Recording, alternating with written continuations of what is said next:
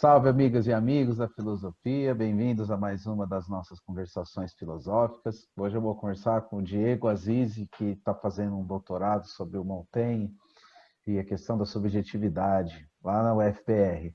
Obrigado pela sua presença aqui, Diego, e já vou passar a palavra para você imediatamente, para você contar aí um pouco sobre a sua pesquisa. Quiser falar um pouco antes do mestrado também, como é que você chegou nesse tema aí, fica à vontade. Obrigado pela presença aqui. Valeu, obrigado, Caio, pelo convite. Parabéns pelo canal, parabéns por tudo que você está fazendo aí pela filosofia nesse período de pandemia. Você já sabe, já falei para você, né? Sou fã do canal, sou seu fã. E é muito bom ver na internet, assim, disseminado as nossas pesquisas, a gente poder saber o que os colegas estão fazendo. E acho que ao final de tudo isso aqui você vai ter uma grande enciclopédia aí, colocado de A a Z, sobre autores, temas, problemas, obras. Acho uma coisa muito, muito legal mesmo. É um prazer poder estar fazendo parte dessa história aí.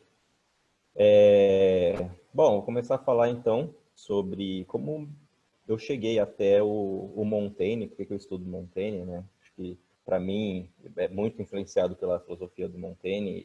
Contar sobre o percurso pessoal que me levou a estudar o que eu estudo é bem importante. Eu aprendi com Montaigne que, antes de tudo, tem um ser humano falando, é uma pessoa que está submetida ao seu contexto histórico, às ideias da época, aos preconceitos da época. Então, a filosofia, ela, antes de mais nada, é feita por pessoas. A gente tem que sempre lembrar disso.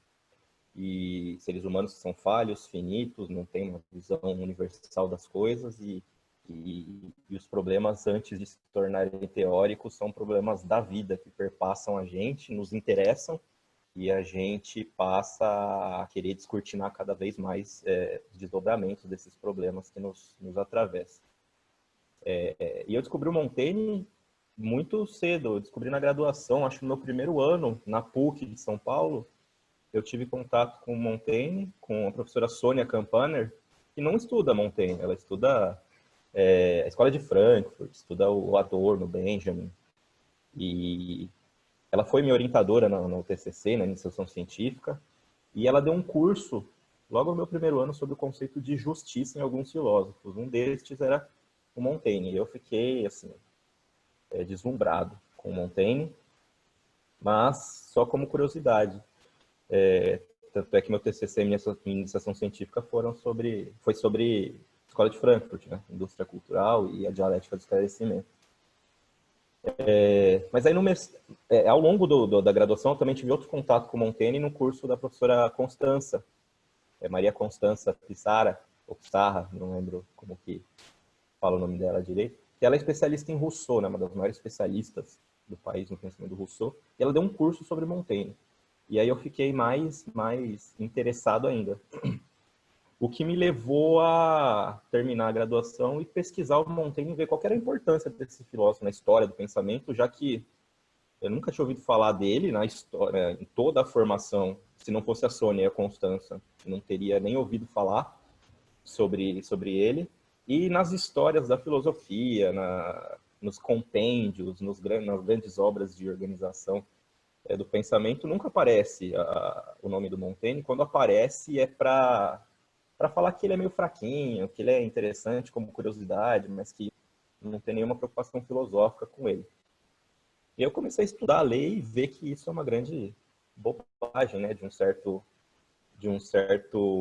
secto, ou de uma certa escola filosófica que ficou mais proeminente e que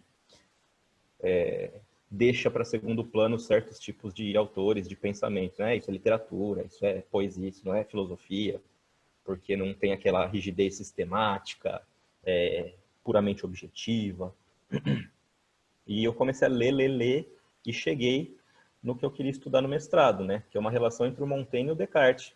E me caiu na mão uma obra do Michel Onfray, chamado Contra a História da Filosofia. E tem um volume lá chamado Cristianismo Hedonista, com um capítulo imenso sobre o Montaigne. O pessoal do cânone da filosofia não gosta muito do Michel Onfray, né? Tá? Mas eu achei muito bom, acho muito bom essa obra, e esse capítulo do Montaigne foi muito elucidativo, muito esclarecedor. Tem uma parte lá do texto em que ele fala Descartes montaigniano e mostra todas as influências que o Descartes recebeu do Montaigne e que ele usa, inclusive, daquilo que aprendeu com Montaigne. Então, do Onfray, eu fui para o Alexandre Koyré, que incrivelmente tem referências muito ricas sobre o Montaigne no pensamento do Descartes, um livrinho chamado Considerações sobre Descartes, que eu acho que é a introdução, a tradução das obras completas do Descartes em inglês. Eu tenho uma introdução lá que publicaram como em português de Portugal, né? Considerações sobre Descartes, e que o Koyré vai lá e fala, Montaigne joga a bola, Descartes vai lá e chuta para o gol, sabe? Então, como é possível o Montaigne ter tanta influência no Descartes, sendo Descartes o pai do pensamento moderno e da ciência, do método moderno, e não ter nenhuma alusão a Montaigne na história, no cânone, né, da história da filosofia. Então, fiz um estudo sobre Descartes e Montaigne, para mostrar as relações que havia entre os dois, e de como uma leitura convencional de Montaigne e Descartes não faz jus ao pensamento do próprio Montaigne. Tá lá o mestradinho, bonitinho. Olhando assim, retrospectivamente, não gosto tanto dele, né? O que eu queria fazer mesmo é o que eu estou fazendo no doutorado agora, e eu acho que eu consigo dar o passo adiante, que é estudar o Montaigne como, de fato, né? Eu fiz uma apresentação num curso, num evento que tem todo ano, internacional, lá na PUC, organizado pelo professor Mário Porta, que é sobre as origens da filosofia contemporânea. Acho que foi em 2016, inclusive. Eu não lembro muito bem. Eu apresentei um artigo cujo título é Montaigne como origem e alternativa à subjetividade moderna. E me pareceu interessante continuar esse fio condutor, essa linha, e no doutorado ampliar, né? Mostrar como é possível que o Montaigne seja a origem e, ao mesmo tempo, a alternativa ao modelo de subjetividade moderna que se consolidou na tradição.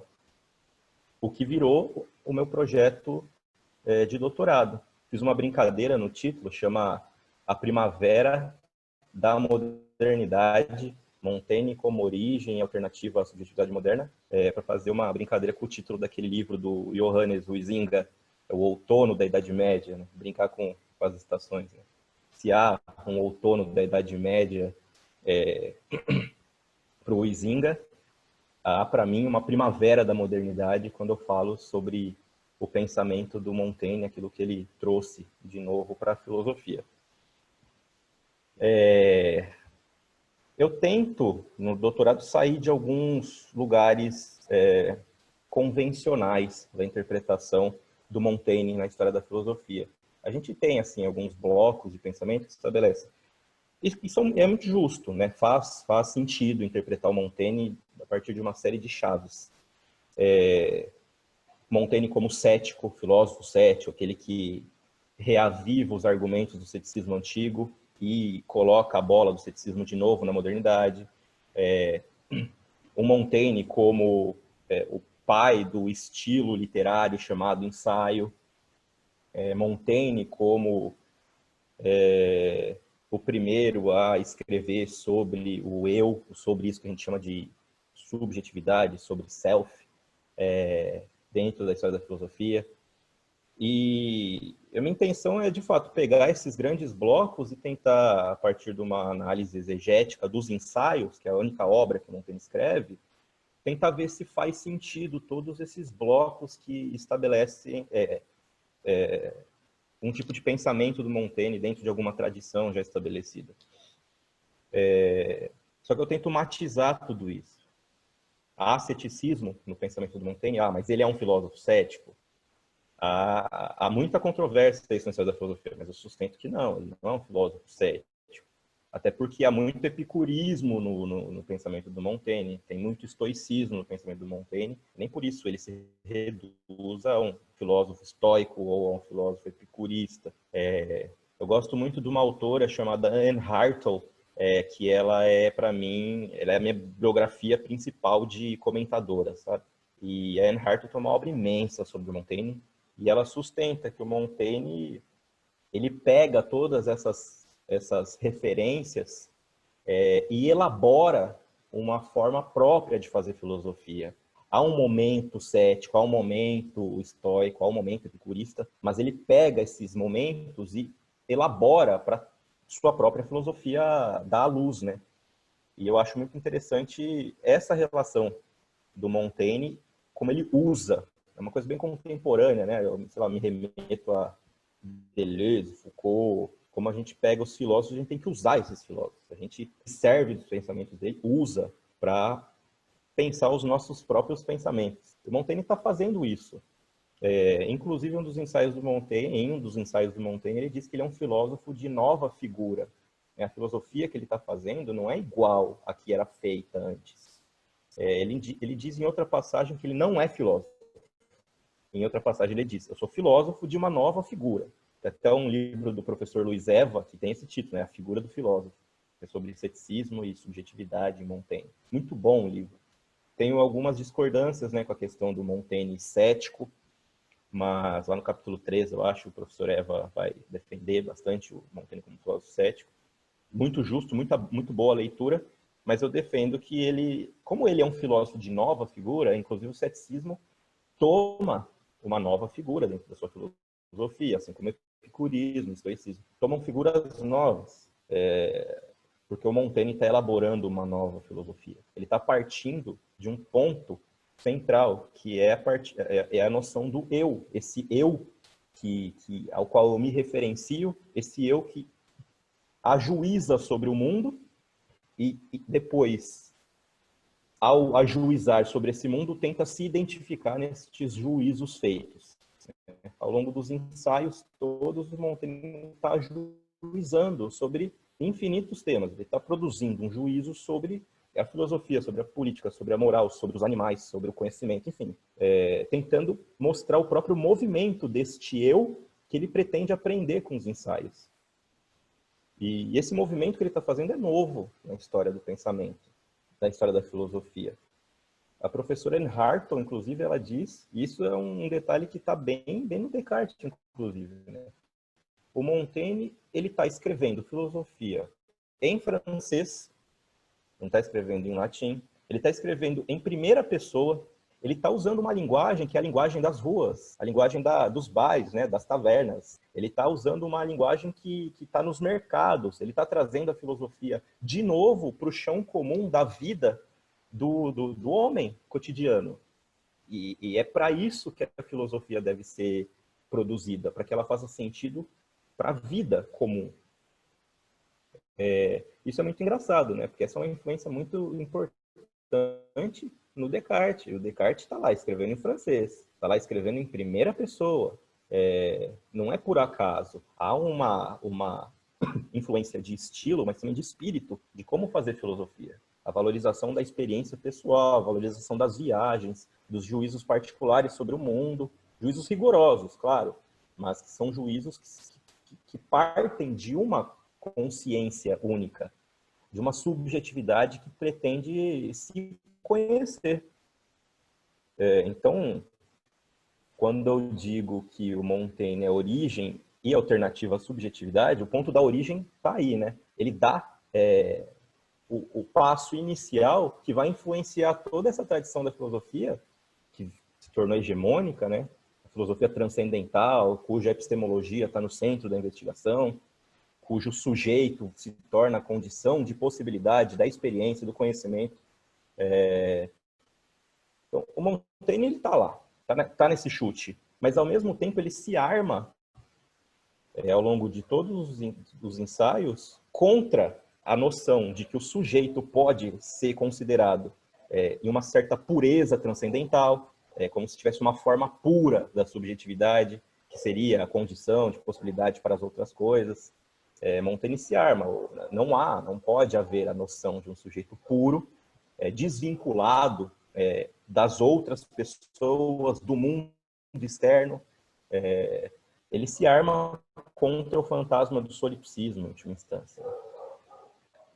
E por que eu digo isso? Que isso tem a ver com o meu doutorado? Porque quando Montaigne faz esse movimento, né, de trazer o juízo para o centro da investigação filosófica, e esta investigação filosófica ser uma investigação sobre a vida e o próprio movimento daquele que ajuiza, ele está colocando o sujeito no centro, que é um sujeito relacional, que é um sujeito situado e que é um sujeito essencialmente narrativo.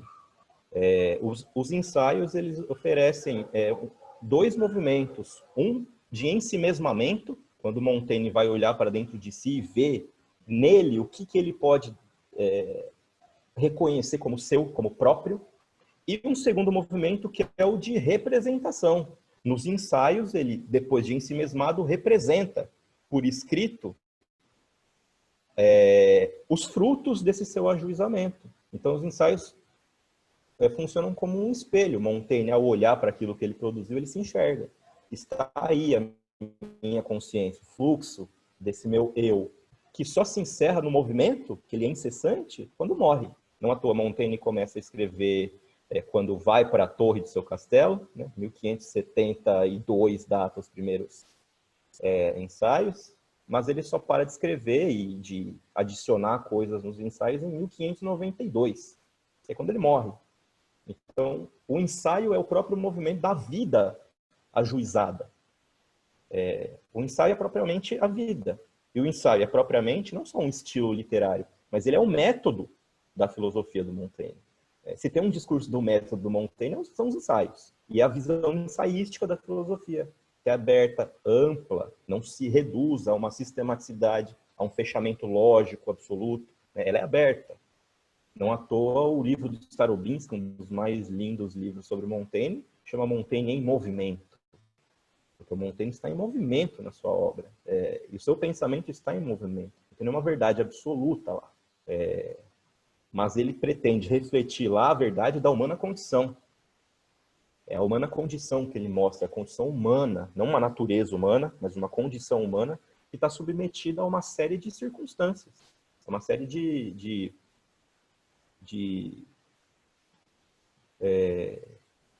lugares situados na história para que ela se desenvolva. Eu coloco no meu doutorado que subjetividade é sinônimo de modernidade. Então, e a gente vê isso na literatura, a gente vê isso nas artes, a gente vê isso, essa figura desse sujeito que dota o mundo de uma certa inteligibilidade, que dá o pontapé inicial para isso que a gente chama de modernidade enquanto período histórico. E o Montaigne está lá, nesse lugar privilegiado, de colocar o sujeito, mesmo que ele não saiba muito como chamar isso. Que a primeira tentativa, né? A primeira tentativa ele não vai acertar tanto, pelo menos.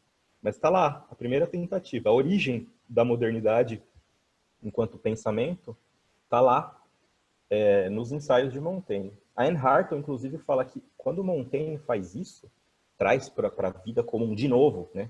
Que foi perdida, a filosofia, traz para a vida comum, para a rua, para o mercado. Quando Montaigne traz a filosofia de novo para a vida, ele funda a sociedade. A sociedade moderna é fundada no ato filosófico moderno que Montaigne institui nos ensaios. E eu acho isso muito bonito, sabe? Para um filósofo, que ele é muito negligenciado na história da filosofia, o que ele fez é bastante coisa. A gente não pode esquecer que todo mundo leu Montaigne. Todo mundo leu Montaigne na modernidade, todo mundo se serve do que o Montaigne escreveu. O começo do discurso do método Descartes, por exemplo, é Montaigne. Tá? O bom senso é a coisa mais bem distribuída do mundo, porque de todas as coisas que a gente gostaria de ter mais, o bom senso é a única coisa que a gente se dá por satisfeito em ter, porque isso é igual em todo mundo. Essa frase é do Montaigne. O Kant leu Montaigne.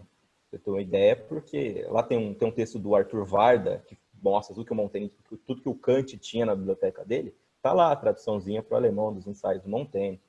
Voltaire, Rousseau, Pascal, está todo mundo lá lendo Montaigne. A Marie de Gournay, que foi a sua herdeira intelectual. Acho que Pierre Charron não faz jus ao que o Montaigne... Charron se torna um certo cético dogmático, né? Não faz jus aos ensaios. Mas Marie de Gournay está lá. escreve pouco, mas sua relação com Montaigne, suas correspondências, enfim, seu texto sobre a educação das mulheres, é muito importante para a história da filosofia a partir do Montaigne. Então a gente percebe que a influência do Montaigne, apesar dele ser muito mal reconhecido, ela extrapola a própria modernidade. Hoje em dia a gente vê ele mais bem reconhecido, né?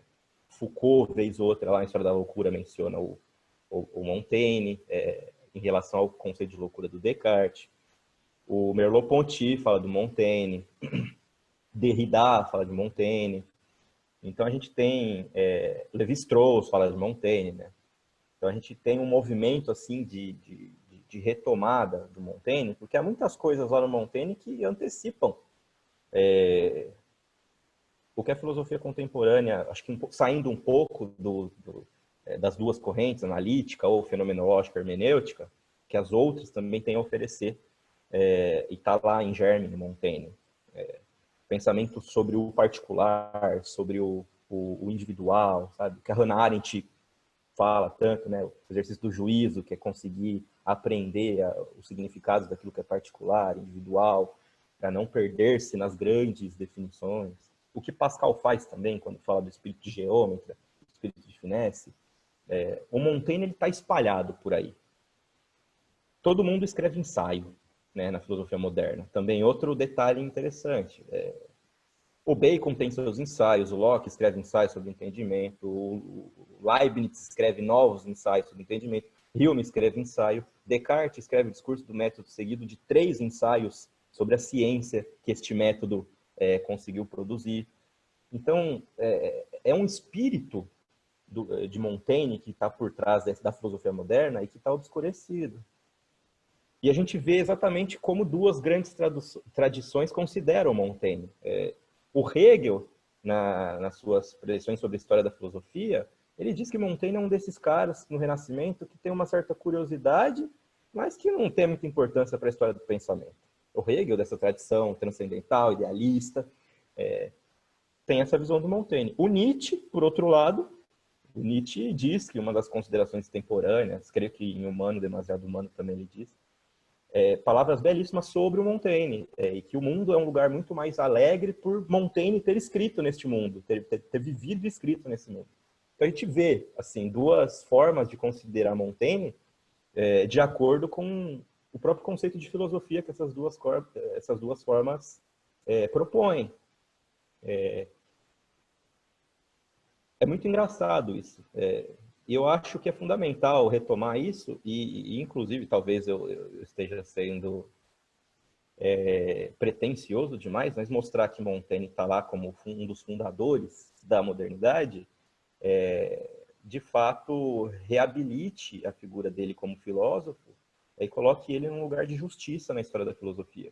Porque, a partir dele, muita coisa se desenvolveu. E muita coisa, se é sem querer ou não, se é retirando os créditos do Montaigne ou não, mas muita coisa reverbera na filosofia contemporânea, assim, quase que literalmente, como o próprio Montaigne havia dito. Montaigne, inclusive, tem uma parte lá que ele diz que nós não podemos conhecer as coisas em si mesmas, apenas as representações dessas coisas, sabe? Então, uma coisa que o Kant vai fundamentar, claro, transcendentalmente, Montaigne está dizendo que a gente só pode conhecer os fenômenos, nunca as coisas em si. Tem essas coisas nos ensaios do Montaigne que são linhas que vão sendo desenvolvidas ao longo da modernidade e que vão sendo desfeitas e esquecidas, né? Como se ele não tivesse dito coisas tão importantes. Como que eu organizei o meu trabalho? Numa primeira parte, o meu trabalho vai tentar conceitualizar, por um novo conceito da modernidade, um conceito de modernidade expandida, a partir do próprio Montaigne. O que Montaigne está escrevendo, está pensando, que faz com que a gente tenha uma visão mais expandida da modernidade.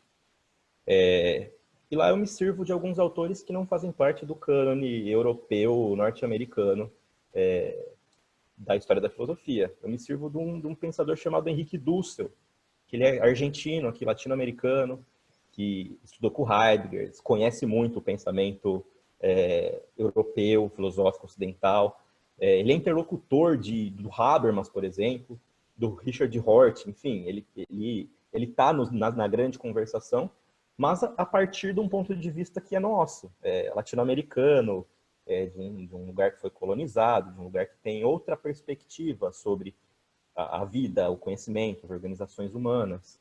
E o Dussel tem um textinho que me deixou muito feliz e me fez identificar aqueles elementos nos ensaios do Montaigne. Em um texto do Dussel chamado 1492, O Encobrimento do Outro, é incrível, ele diz que não haveria modernidade se não houvesse as invasões, ou se não houvessem as invasões das populações aqui ameríndias, né? Do nosso pré-estados, dos nossos pré-estados nacionais, enfim, né? Nossa geografia aqui. Por quê? E é curioso, porque ele está dando uma palestra lá em Frankfurt, ele está dizendo, é a mesma coisa com a escola de Frankfurt, por exemplo. Aconteceu a mesma coisa. Não haveria escola de Frankfurt, eu estou aqui falando, a Universidade de Frankfurt para vocês, mas não existiria essa escola se não fossem os gaúchos lá na Argentina, trabalhando lá nas minas de prata, porque esse trabalho foi o que permitiu o Félix Weil, lá o pai de um dos fundadores da escola de Frankfurt, a investir aqui no Instituto e fazer com que vocês existam. Então, se não fosse a América, se não fosse aqui a Argentina, não fosse a riqueza que está saindo daqui indo para aí, não haveria escola de Frankfurt.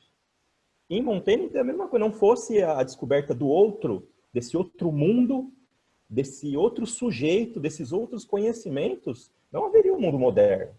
Não haveria essa riqueza intelectual, essa riqueza material, né? Não haveria tudo isso que produzisse a Europa como um centro intelectual, como um centro que expandia a cultura.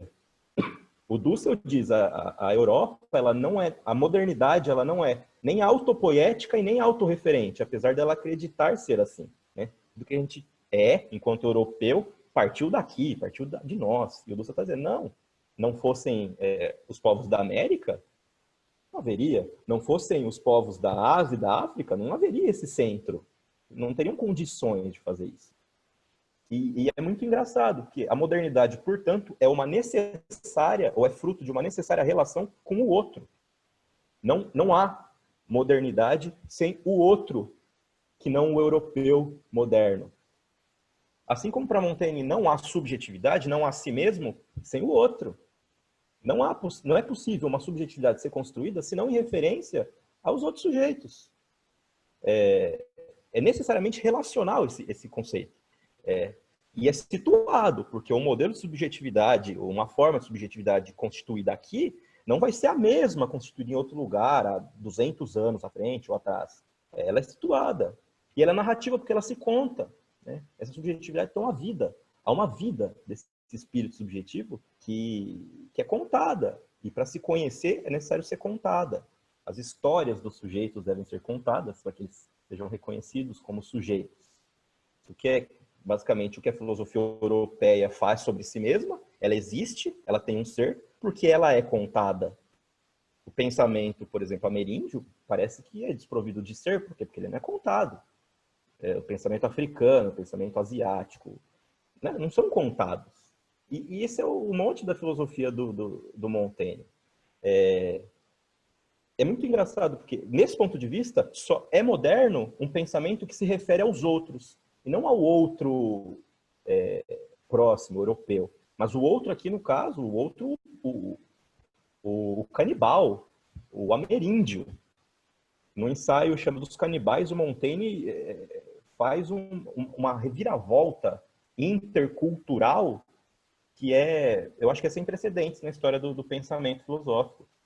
Porque ele diz, beleza, a gente chama a galera de canibal, os outros são os canibais, eles são bárbaros, eles comem gente, enfim, esses índios do Brasil comem gente, enfim, eles são bárbaros, abomináveis. Mas o que a gente faz? Aí dá o exemplo dos portugueses. Os portugueses chegavam lá e destruíam, estupravam, torturavam, ensinaram novas formas de tortura, e os índios brasileiros pegaram essas dicas para conseguir ser mais cruéis, e o Montaigne está dizendo, tem tanta crueldade assim nos canibais? tem circunstâncias, né, aqui. Tem uma cultura própria aqui e tem circunstâncias. Não é comer qualquer um a qualquer forma, né? Tem um caráter espiritual e cultural na antropofagia aqui desses povos. E é algo que a gente só vai entender se a gente perguntar para eles. O conhecimento europeu da filosofia aristotélica, platônica, não vai nunca me permitir conhecer isso. Ele até começa o capítulo dos canibais dizendo, beleza, o que é essa terra nova que a gente descobriu, que tem essa cultura nova, essa língua nova, essa gente nova aí que come pessoas? Como que eu vou saber o que é isso? Primeiro eu posso ir lá tentar descobrir no Platão se tem alguma coisa. Se isso tem alguma coisa a ver com lá no Timeu, que ele fala dos povos da Atlântida e tal, não sei o quê. Não, Platão não me ajuda. Vou para Aristóteles. E lá, Aristóteles fala de uma ilha que fica longínqua lá, meio que uma utopia e tal, um lugar. Aristóteles também não me ajuda, porque né, não orna o jeito que ele está falando, geograficamente, não parece que seja a mesma coisa. Então, o pensamento europeu não me dá condições de entender aquilo. Eu preciso do novo para entender o novo. Eu preciso de que um desses povos me ensine e que ele introduza o seu conhecimento dentro do que eu já tenho para que eu amplie e conheça. A tradição do pensamento não vai me ajudar nisso. Eu preciso de alguém que vem de lá. Eu preciso ouvir o conhecimento que essa pessoa tem sobre si para que eu amplie o conhecimento que eu tenho sobre a condição humana e sobre eles, né? Os doutores da igreja, os doutores da academia nunca vão saber me explicar, porque o seu conhecimento não tem condições. Eu preciso do novo. Eu preciso do outro. Isso é fundamental, isso é genial do meu ponto de vista, porque aquilo que o Dussel está dizendo que e ele fala que essa modernidade expandida a gente deveria chamar de transmodernidade, porque só a modernidade europeia, se a gente se referir à colonização e à invasão dos europeus, porque eles retiram coisas daqui.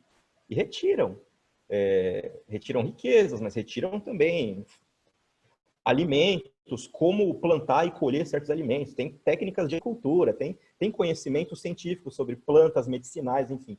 Tem um monte de coisa que não existiria senão esse contato com o outro. Então, se modernidade é essa ampliação, ou só pode ser entendida plenamente por conta dessa referência ao outro que foi obscurecido, quando Montaigne faz isso nos ensaios, ele está fazendo exatamente a mesma coisa.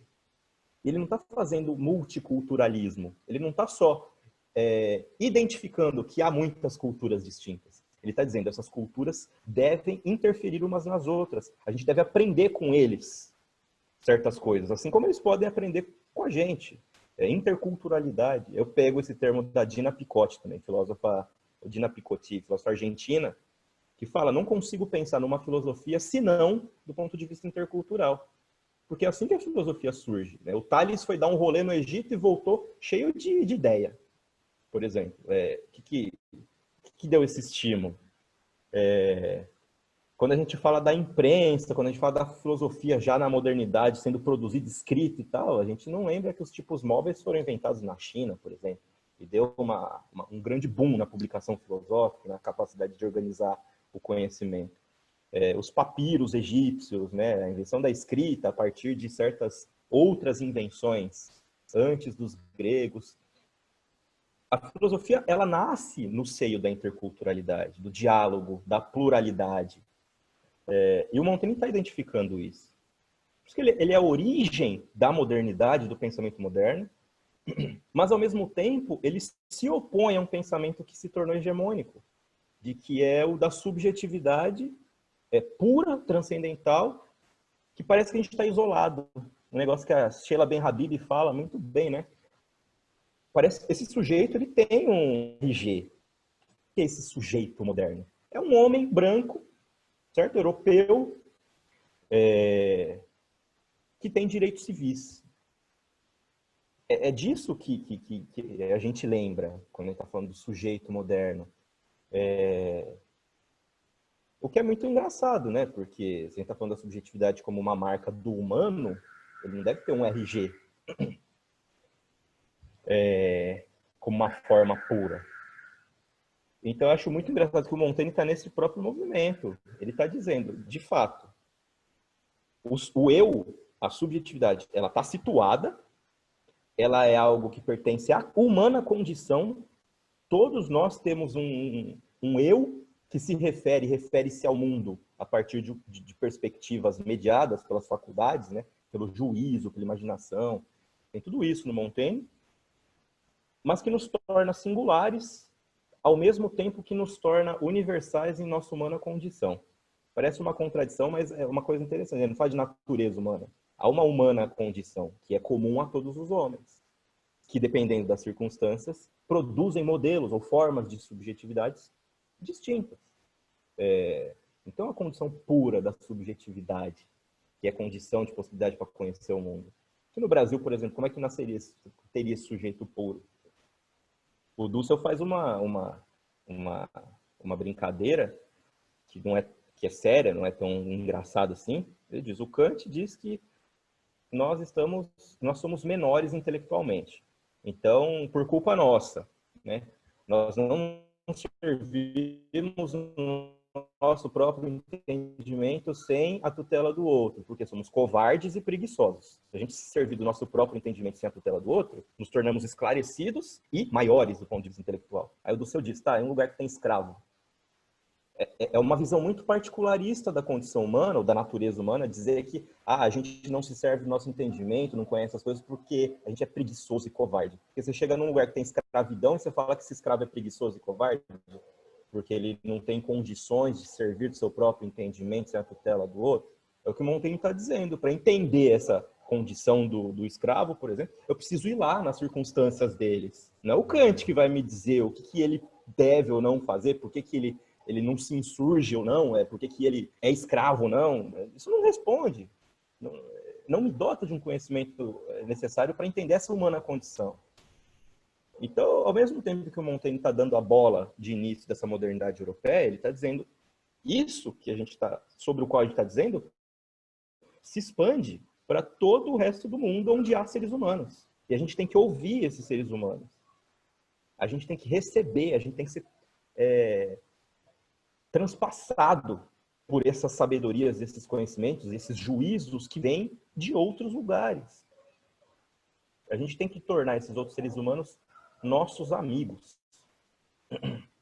E esse conceito de amizade é fundamental para o Montaigne. No começo do livro dos ensaios dele, ele diz, eu só escrevo, na carta ao leitor, né? Eu escrevo esse livro com uma pretensão particular, assim, ela é íntima. Eu só escrevo para família e amigos. Então, não tem muita intenção. Só que tem um ensaio chamado Da Amizade. Para quem que ele escreve? Ele escreve para tentar tornar o leitor seus amigos, suas amigas, para que entendam o próprio movimento do pensamento de um ser particular, que serve de exemplo para que a gente ajuize também. Claro que não é arbitrário, esses juízes não são arbitrários, né? Tem que estudar, tem que ler, tem que saber história, filosofia, a ciência, tem que conhecer as coisas. Mas o máximo de coisas do máximo de lugares possíveis, tem que fazer esse esforço.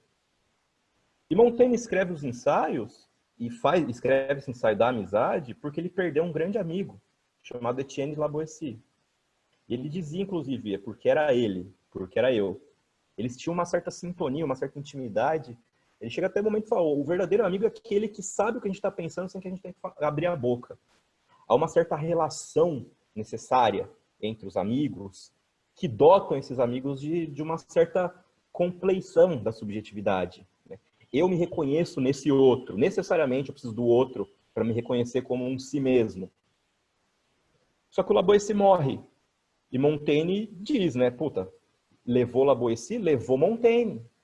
E agora, o que eu faço? Onde eu me referencio enquanto sujeito? No ato do ensimesmamento e da representação. Os ensaios ocupam o espelho que Laboissy ocupava, mas que ele não tem mais. E agora é ele, Montaigne, tentando reconhecer-se como si mesmo. Sendo amigo de si mesmo, tentando amar a si mesmo. Ele não se ama, por isso que ele tem que escrever os ensaios. Ele tem que aprender a se amar e, portanto, aprender a conhecer o que ele é. Saber o que ele é. transformar o leitor num amigo significa exatamente a mesma coisa. Quando o leitor entender aquilo que eu estou fazendo, ele vai saber fazer também. E vai saber se reconhecer nessa sua feitura, tanto quanto eu me reconheci na minha feitura dos ensaios. Eu não sei, Caio, mas eu acho que isso é extremamente contemporâneo, né? Essa relação de si mesmo com o outro. Nesse sentido, o Montaigne já se colocou aqui. O solipsismo é impossível para a subjetividade, porque não há subjetividade sem essa referência a outra. Isso que eu achei interessante da sua abordagem, porque você mostra o Montaigne como uma espécie de precursor, mas ao mesmo tempo como se ele já adiantasse questões para além do que teria sido a modernidade, né? E aí a pergunta que eu ia te fazer é sobre os estudos decoloniais ou descoloniais. Você citou o Dussel e tal, mas se você quiser falar um pouco mais sobre se o Montaigne realmente é uma referência para esses estudos e, enfim, se você vê isso. Perfeito. O Dussel, inclusive, cita o Montaigne de maneira um pouco...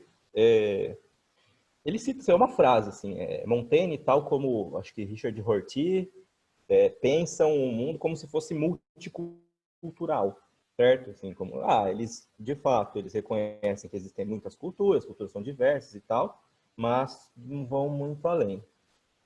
Da minha perspectiva, o Montaigne está, de fato, falando, não, o mundo não só é multicultural, como ele é necessariamente, ou deveria ser, intercultural. Apesar das pessoas não somente os europeus, não dizerem que eles sofreram influências, tanto dos ameríndios, quanto dos povos da Ásia, quanto da África, eles têm essas referências, eles têm essas influências. Se a gente for caçar, a gente acha. E acha uma por uma, tentando, dando conta daquela crítica.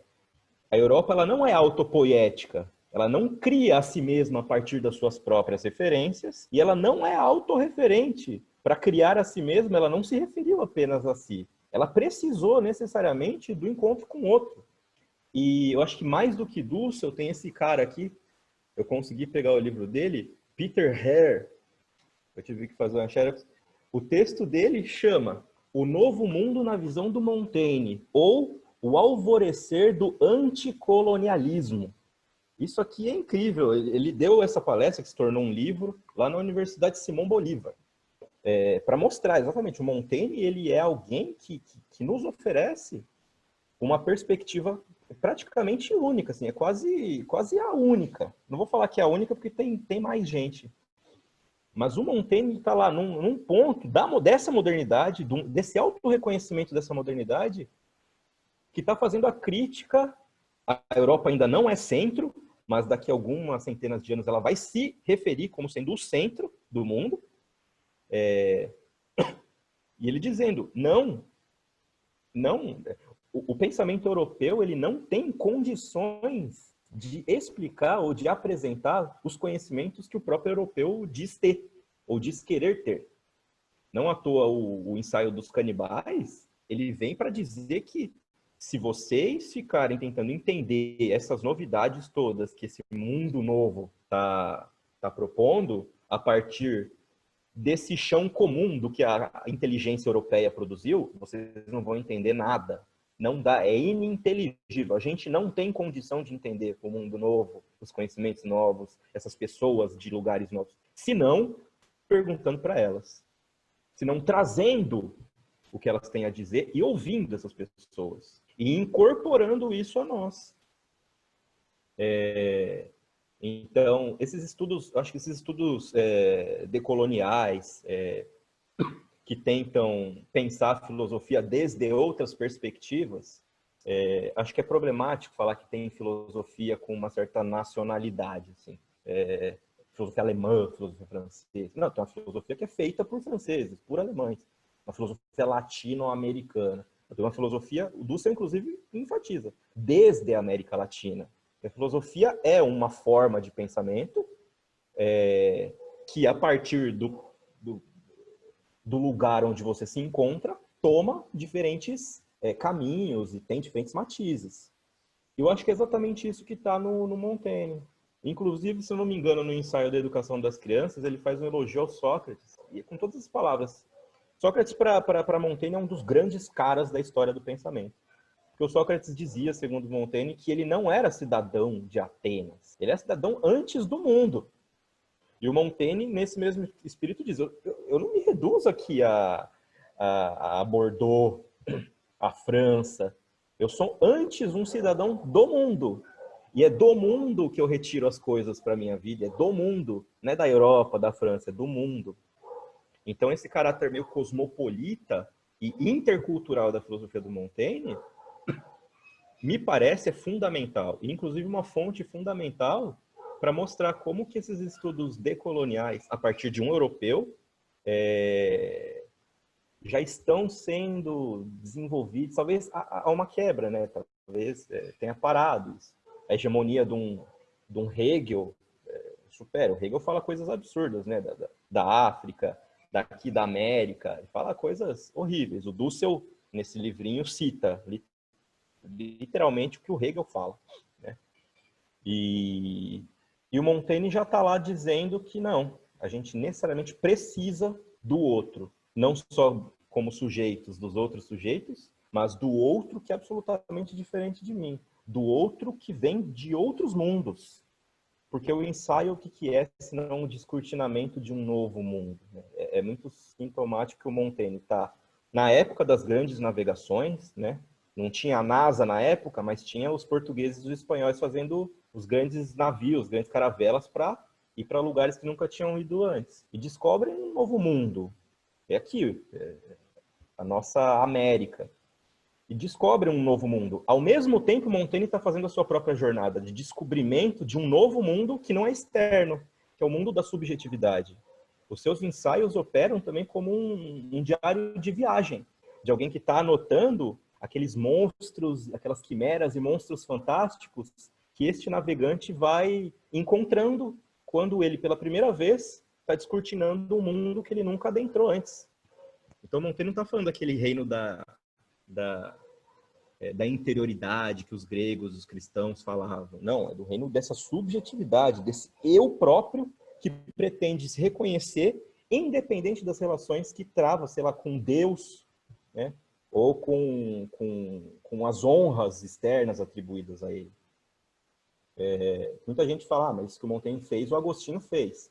Não, o Agostinho nas Confissões, ele se confessa, ele não se ensaia. Ele encontra o que há de Deus nele. E encontra a si mesmo quando encontra Deus. Ou o Cícero, eu acho, Marco Aurélio, quando está escrevendo os seus pensamentos, segundo Montaigne, está visando uma posteridade que vai atribuir certas honras a isso. Ele está visando uma exterioridade. Montaigne não, ele está fazendo um diário de bordo dos seus próprios pensamentos, desse indivíduo que ajuiza sobre o mundo, sem ter que encontrar no final alguma coisa que seja diferente dele, seja a honra ou seja Deus. Ele quer encontrar Montaigne. Então, nesse movimento todo, a gente tem, me parece, a descoberta da subjetividade moderna, do pensamento intercultural e já uma crítica que, claro, né, não é tão profunda, não dá para exigir tanto do Montaigne, mas decolonial ao próprio eurocentrismo que já estava sendo construído na época do Montaigne. Então, eu acho o pensamento do Montaigne fundamental para a gente entender o próprio percurso da condição humana aqui no Ocidente, em um percurso crítico sobre esse pensamento que se pretende único, universal, porque o sujeito transcendental não é universal, é o pensamento epistemológico que estabelece que a gente é uma forma pura e dessa emana as condições de possibilidade para conhecer o mundo. De gente que nunca saiu da Europa, por exemplo, é um Kant. Sempre que eu falo essas coisas, cara, todo mundo me entende mal. E é sempre que eu falo, pô, a gente lê muito Goethe, né? A gente lê os romances de formação, por exemplo, do Goethe, a gente lê lá o Berlim Alexanderplatz, a gente lê um monte, a gente conhece esses nomes, mas a gente não conhece, por exemplo, os romances de formação da Conceição Evaristo. Por que não? Aí quando eu digo essas coisas, o pessoal fala, mas eu vou deixar de ler o Goethe? Eu falo, não, Você vai passar a ler também a Conceição Evaristo. Quando eu falo do Kant, o Kant não dá conta de lidar com o problema da escravidão. Mas eu tenho que parar de ler o Kant? Não, tem que ler outros juntos. Por que tem que tirar um, né? Você já viu, né, eu falando do Heidegger, por exemplo. Né? E eu sempre enfatizo, o Heidegger, ele é um grande pensador, incrível. Ele é uma das grandes referências do pensamento contemporâneo, um dos grandes picos da filosofia. Mas é nazista. Mas ele não vai dar conta de certas questões que a gente precisa lidar. Não pode ter um nazista como fundamento. Porque ele não vai conseguir pensar para além de certas categorias. Ele sempre vai pensar do ponto de vista finalista, de um ponto de vista extremamente metafísico, né? A gente vai cumprir o nosso papel no discurso, no desvelamento do ser, porque nós, enquanto seres que se comportam para abrir o sentido do ser no mundo. Chega lá para uma comunidade tupinambá e fala isso. Não vai fazer sentido, não tem sentido. Inclusive, eu ouvi um colega falando, se o ser e tempo do Heidegger tivesse sido escrito em Quechua, ele teria metade do tamanho, porque ser e tempo no idioma Quechua tem o mesmo sentido, é a mesma palavra. Então, existem outras referências de pensamento que não só as que a gente canonicamente abraçou. Então, sempre que eu falo, estou falando do Montaigne como, né, decolonial, intercultural, enfim, pai de uma modernidade, mas também alternativa a ela, eu não estou dizendo que todos os outros não prestam.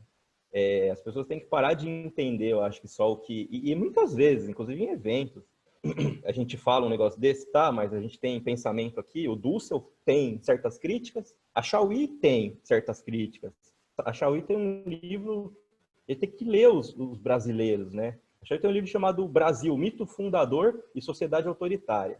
Para a gente entender o Brasil. Por quê? Porque o Kant não vai ajudar a gente a entender o Brasil. Né? A Chauí, como brasileira, estudiosa do pensamento brasileiro, do mito fundador brasileiro, ela oferece condições para entender.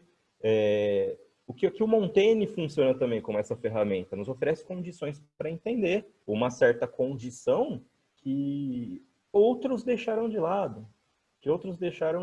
Assim, e não se trata também de eclipsar os outros, se trata de trazer à luz quem está obscurecido. É difícil fazer, vai ampliar, a gente vai ter que saber mais sobre mais gente? Vai, ué. Assim que a cultura humana se desenvolve.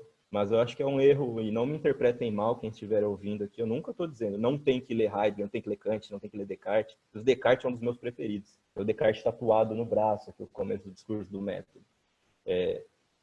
Mas a gente tem que ler quem transcende os limites de pensamento, os limites geográficos, os limites epistemológicos, que são construídos na Europa e na América do Norte.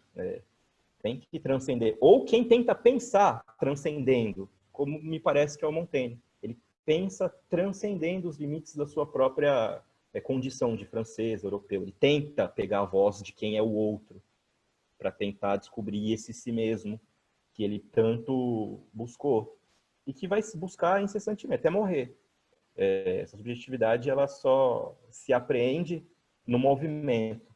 Porque quando morre, a gente já não consegue mais aprender a nós mesmos. Então, eu acho que o meu percurso é esse, Caio. Inclusive, eu acho que de Kant em diante, assim, eu acho que é mais palpável.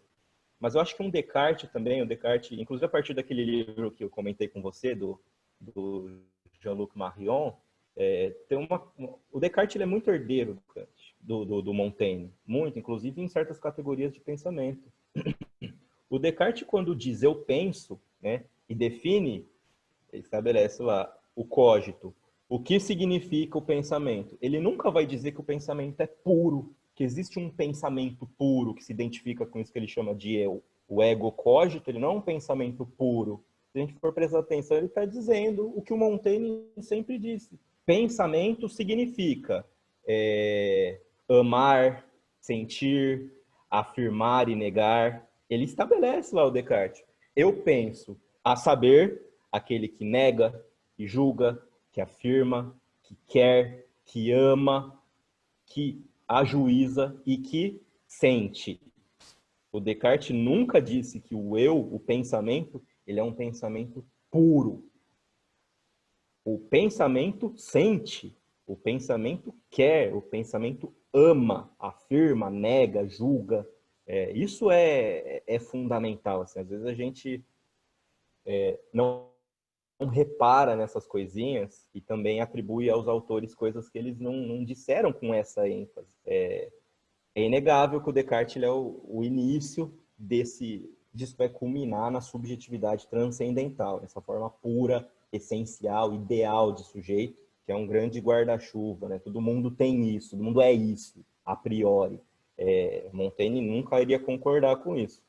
Mas em Descartes tem também um passinho à frente, mas não é tão além. Ele não institui a subjetividade transcendental como o Kant vai estabelecer. Então, só para terminar, né, Montaigne, eu digo que ele é origem da subjetividade moderna, porque ele tem a famosa pergunta, o Coiré estabelece, inclusive, que sei eu. Ele manda cunhar numa moeda e tal, né, que é um lema ascético, né, que sei eu, que sei je, que sei eu, que eu traduzo, e muitos autores aqui traduzem por quem sou eu?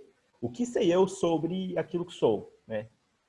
E que o Montaigne não quer responder, né? A pergunta tem que ser aberta para o próprio movimento do pensamento não parar. O que sei eu? Sobre o quê? Sobre mim mesmo, sobre o mundo, sobre os outros. O que sei eu? O que eu posso saber com certeza? Se você responder essa questão, a gente para de pensar sobre a questão. O Coiré diz, aí eu desvio do Coiré, né? Eu falo que ele foi muito injusto. Ele diz que a filosofia do Montaigne é uma filosofia derrotada, porque o Montaigne coloca essa questão e não tem capacidade de respondê-la. Ele não sabe, não tem certeza sobre o mundo externo, vai para dentro da sua própria consciência também, não acha nada certo e fica no desassossego da pergunta. Descartes, com uma filosofia vitoriosa, responde: sei que eu sou, eu penso e existo. Só que o Descartes está respondendo é o que o Montaigne falou nos ensaios inteiro. O Montaigne diz, a gente fica tentando falar sobre mundos, sobre habitantes em outros mundos, sobre a vida eterna, sobre o que, e esquece de saber aquilo que é mais próximo de nós. A gente esquece, a gente largou mão de tentar entender aquilo que está mais próximo de nós, que somos nós mesmos, nós, nosso corpo, nossos pensamentos. Por onde que o Descartes começa? Qual que é a ideia mais fácil de entender, mais clara? A que está mais perto de mim, o que sou eu. Né? Eu sou essa coisa que pensa, que afirma, que nega, que quer, que ama, que sente. Então, Montaigne dá esse pontapé.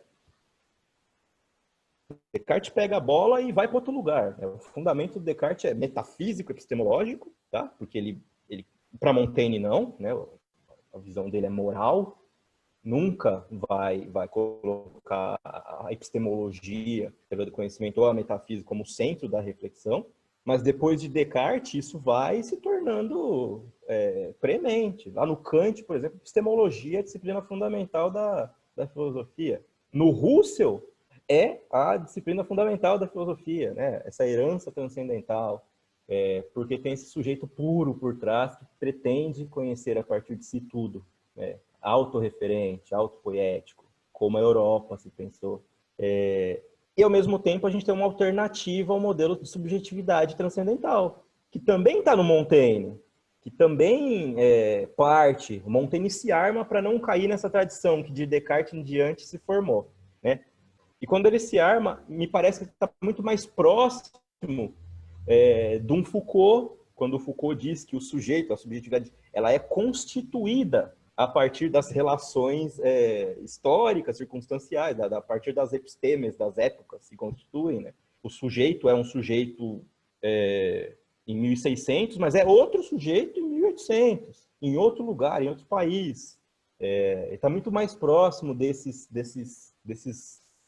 reflexões sobre a subjetividade e sobre a modernidade, e que são mais amplas, mais abertas e não se reduzem a uma analiticidade puramente lógico-racional que não leva em consideração o contexto, as circunstâncias, a própria narratividade do pensamento. E é assim que eu pretendo fechar passando por um longo percurso.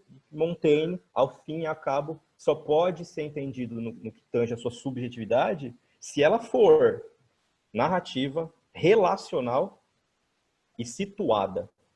Não tem forma pura, não tem fantasma de solipsismo, porque tem o conceito da amizade lá para salvar ele, e podendo oferecer para a gente, inclusive, ferramentas para pensar a nossa própria humana condição contemporânea, do ponto de vista da interculturalidade, da descolonização, do discurso de gênero. É uma coisa que eu falei, que o Montaigne é um dos poucos que a Simone de Beauvoir cita lá no começo do Segundo Sexo. Fala, não dá para citar muita, não tem muita gente, mas Montaigne é um desses poucos autores. Então, até nisso, Montaigne tem uma ou outra coisa para oferecer. Como a professora Thelma Birchall escreveu faz alguns meses sobre, né, a figura do Montaigne em relação às mulheres, e é uma figura que, vez ou outra, fala alguma groselha, mas que é muito respeitoso e muito consciente do que as mulheres passam, sabe? Inclusive em relação à sua herdeira, né, sua filha, a sua herdeira intelectual, que é a Marie de Gournay. Então, me parece que o Montaigne, não só a título de uma curiosidade da história da filosofia, parece que o Montaigne tem ferramentas conceituais muito importantes, não para a gente apenas pensar a vida e a condição humana, e no ponto de vista existencial, né? A filosofia para Montaigne é modelo, é estilo de vida, é forma de vida, é arte de viver, ao mesmo tempo que também é resolução de certos problemas. O problema da subjetividade, o problema da identificação de mim comigo mesmo, o problema da alteridade, são problemas que ele também pretende. Então aqui há duas tradições que separaram, mas em Montaigne ainda está junto, que é a filosofia como forma de vida e como resolução conceitual de problemas. Então eu acho que a gente tem em Montaigne aqui uma grande figura e uma grande forma de pensar a nossa humana condição, o pensamento e a própria filosofia no seu fazer contínuo. Acho que eu falei demais, né, Caio? Mas acho que eu falei tudo que eu... Valeu, Diego. Muito obrigado pela entrevista. Gostei bastante da pesquisa. Espero que dê bons frutos na continuidade aí do seu doutorado. E se quiser dizer alguma última coisa, então, para a gente encerrar. Queria agradecer mais uma vez você pelo convite, agradecer poder ter te conhecido também, né? E poder ter conhecido grandes pessoas, assim, grandes pesquisadoras e grandes pesquisadores por conta do Conversações Filosóficas. E falar para o pessoal que está estudando filosofia não deixar a peteca cair, não. A gente precisa... Eu sei que é difícil, a vida do pensamento, ela depende de uma vida material que às vezes a gente não consegue ter com bastante segurança, né? Ainda mais em época de pandemia, para pensar, a gente precisa ter casa, comida, a gente tem que estar com o bucho cheio, a gente tem que estar com a psique mais ou menos organizada para poder filosoficamente produzir. Mas eu acho que a gente está junto, a gente está unido. Falo isso também para minhas alunas e meus alunos, que por vezes tem muita vontade de desistir, por conta não só da dificuldade que é a pesquisa, mas por conta de muitos empecilhos. Eu ouço muito, Caio, de alunas e alunos, ex-alunas e ex-alunos que, o ambiente acadêmico me dá vontade de desistir, professores, somente as minhas alunas, professores não têm noção do que eles estão falando e fazendo com a gente, dá vontade de largar tudo, a gente fica deprimida, e dá vontade de fazer outra coisa, sabe? O que faz com que a filosofia acabe perdendo o seu próprio papel, né? Que é não só refletir sobre